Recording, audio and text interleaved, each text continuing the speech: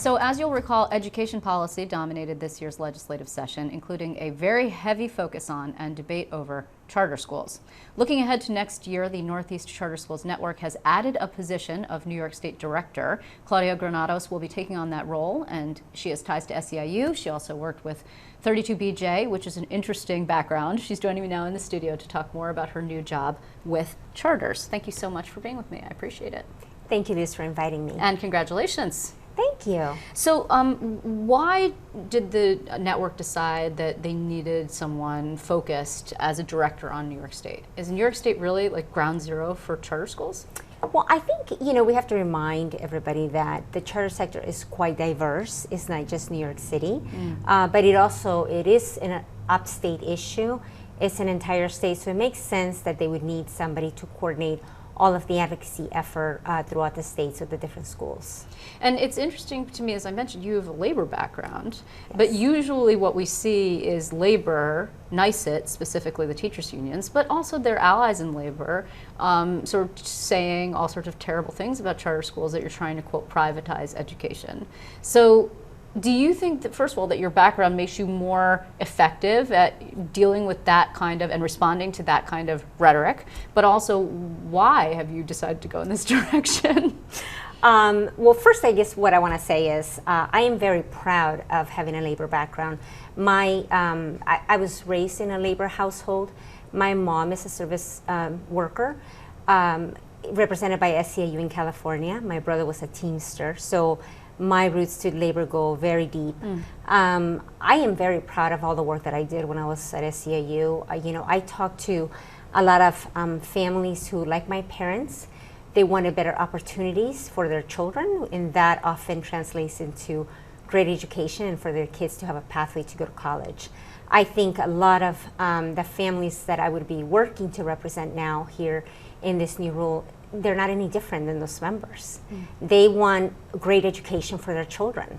They want better opportunities. Education truly is a great equalizer, to get you out of poverty, to get you to have a better opportunity, just the same way that I did.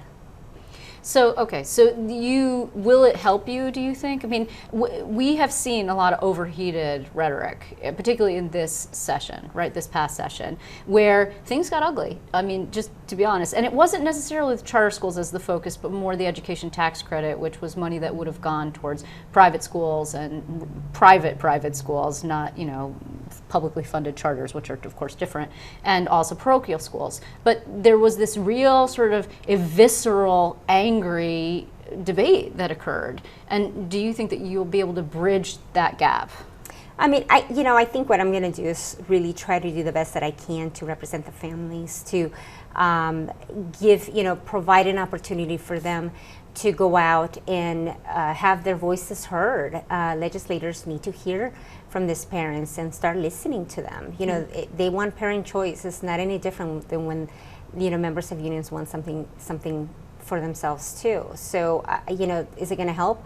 I think, having worked doing grassroots organizing. I was just going to ask you that. Yeah. It's definitely an asset, right? Because I understand what it takes to move people and try to organize them around their common interests and to help advance their policies that really impact them. Yeah, I mean, there's also a little bit of a divide within, and you touched on it, within the charter community. I mean, there's the New York City and then there's everything else, right? Mm-hmm. And so, for example, this year there were slots added for New York City. The number of the capped slots did not actually grow, but they were sort of rejiggered to allow more growth in New York City, which is really the growth area for charters. But then subsequently you get into sort of like a little bit of a political minefield with Success Academies and Eva Moskowitz and her relationship with Bill de Blasio, which has been antagonistic. So, not only do you have the challenge of the legislature and representing parents on behalf of the on parents' behalf before the legislature, but you also have the movement itself and trying to keep peace in the movement, it seems to me. I think like anything else, I mean, they're not any different than labor. There's always different voices, not any difference whatsoever. I do think that people that work in this movement, what they want is just to be able to help thousands of families who are asking desperately to have a parent choice. That they are very committed and dedicated to creating important impact in education so that a lot of children can have access to good quality education. I mean, look, Eva, I think, has done a tremendous job at really developing schools that provide great educational options for families who wouldn't otherwise have them. So she should be commended. I mean, she does a phenomenal job with her schools. Well, but she's also a target. I mean, just this week you have, some activists on the left basically demanding that one of her donors, who happens to be a hedge fund manager, that she give back the money that he has contributed, because he is also, he has also invested, or he's involved with Puerto Rico, which of course is having this whole issue regarding its finances, and the people are upset about that, and so she becomes something of a target, and going forward, that could be problematic. Well, I mean, so here's what I would say to that. I think it's wonderful anytime that people are generous with charity.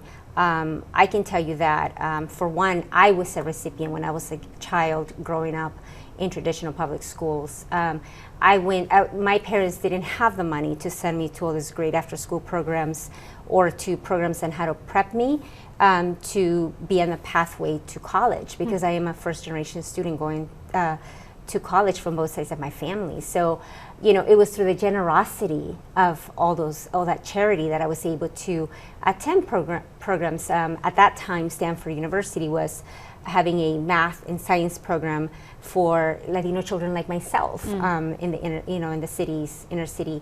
And I was able to participate through that. I was able to go to summer camps, to Upper Bound, to college preparedness programs. Had there not been that kind of charity, I would have probably never gone to college. My niece, I have 3 nieces. One of them goes to chess class. She's learned how to do chess, which, studies have shown that definitely prepares and focuses them. If it wasn't for somebody who provides scholarship for kids that need it, my niece wouldn't be able to go to those classes. The other one goes to gymnastics, and the other one goes to ballet classes, again, and that is thankfully to the generosity of all these people that provide charity. What is it that you foresee obviously this education reform conversation is going to continue. The governor's made it a priority, and it encompasses a lot more than just charters. Obviously, it's teacher performance evaluations, it's New York City mayoral control, which of course the mayor only got 1 year, and so therefore he's going to have to come back. Next year's an election year, and an election year we always talk about education because people like to give money out to education because it's a popular issue with voters. But what do you foresee being your top priority in the coming legislative session? I'm glad that you asked that. Obviously because of the charter cap that was lifted, thanks to the governor and to the Senate, we have families who 20,000 new slots were created for charter school families in New York City. But having said that, the work continues ahead. And so 2 particular issues of importance to us are going to be equity funding and facilities funding, specifically upstate, where a lot of those families, charter school families, need a lot of the help. So that's going to be the focus of our upcoming year. Right, and that's actually not a new fight.